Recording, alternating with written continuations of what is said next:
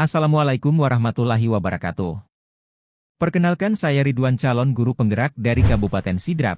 Kali ini saya akan memaparkan koneksi antar materi modul 2.2 pembelajaran sosial emosional. Kita awali dengan pertanyaan pemantik 1. Apa kesimpulan tentang perubahan pengetahuan, keterampilan, sikap sebagai pemimpin pembelajaran setelah mempelajari pembelajaran sosial dan emosional? Setelah mempelajari pembelajaran sosial dan emosional dalam modul 2.2, saya menyadari pentingnya pendekatan ini untuk menciptakan lingkungan belajar inklusif. Pengetahuan ini memperkuat peran saya sebagai pemimpin pembelajaran, memungkinkan saya untuk fokus pada kebutuhan sosial dan emosional siswa.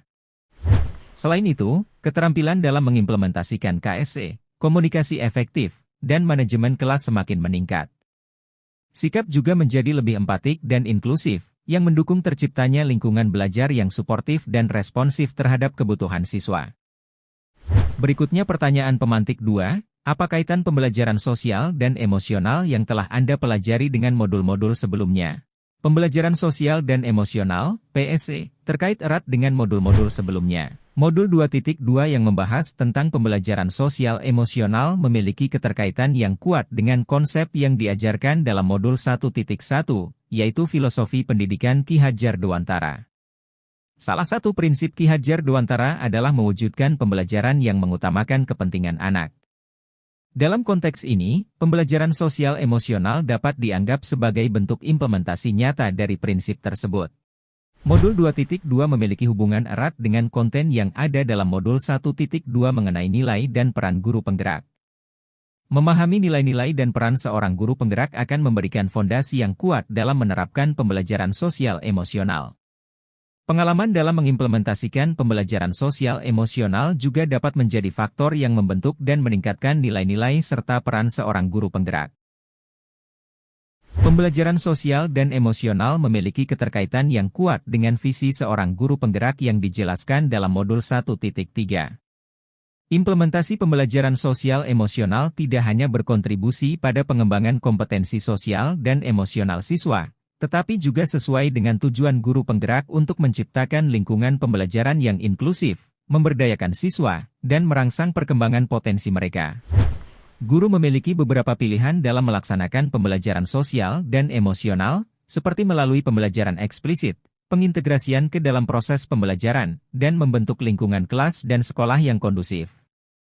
Kesemua pendekatan ini berperan penting dalam memperkuat budaya positif di lingkungan sekolah, yang telah dijelaskan dalam modul 1.4. Modul 2.2 memiliki keterkaitan yang kuat dengan konten modul 2.1 yang membahas mengenai pembelajaran berdiferensiasi. Dengan menggabungkan pendekatan pembelajaran berdiferensiasi dan komponen pembelajaran sosial emosional, guru akan mampu memberikan pembelajaran yang lebih relevan dan bermakna bagi setiap siswa. Berikutnya kita lanjutkan di pertanyaan lanjutan. Terdapat 4 pertanyaan, ayo kita jawab satu persatu. Jawaban pertanyaan nomor 1 dan 2. Sebelum mempelajari modul ini, saya berpikir bahwa pembelajaran berdiferensiasi sudah memadai untuk mengakomodasi perbedaan siswa, sehingga guru bisa lebih fokus mengajar sesuai dengan kemampuan dan minat mereka.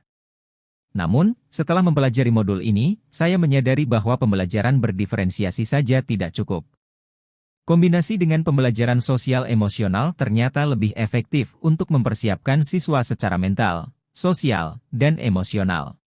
3 hal mendasar dan penting yang saya pelajari adalah pengembangan keterampilan emosional. Pembelajaran sosial emosional membantu siswa mengembangkan keterampilan pengelolaan emosi, seperti mengenali dan mengatur emosi mereka sendiri dengan baik, yang mendukung kesejahteraan psikologis mereka. Peningkatan kemampuan sosial. Melalui pembelajaran ini, siswa belajar berinteraksi secara positif dengan orang lain, membangun hubungan yang sehat, serta meningkatkan kemampuan untuk bekerja sama dan berkolaborasi dalam lingkungan belajar yang aman dan nyaman.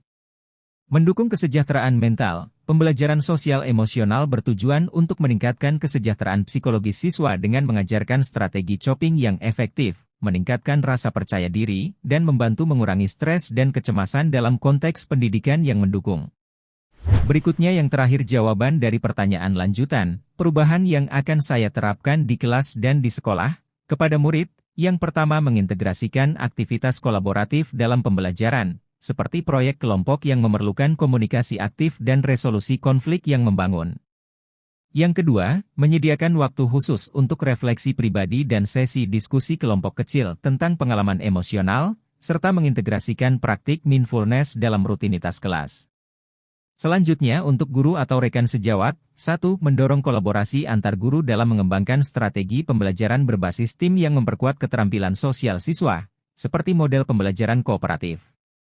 2. Mengadakan workshop atau sesi pelatihan tentang pengelolaan stres dan emosi untuk staf pengajar, serta mempromosikan pendekatan pengajaran yang empatik dan responsif terhadap kebutuhan emosional siswa. Demikian pemaparan koneksi antar materi modul 2.2, pembelajaran sosial emosional. Terima kasih banyak. Assalamualaikum warahmatullahi wabarakatuh.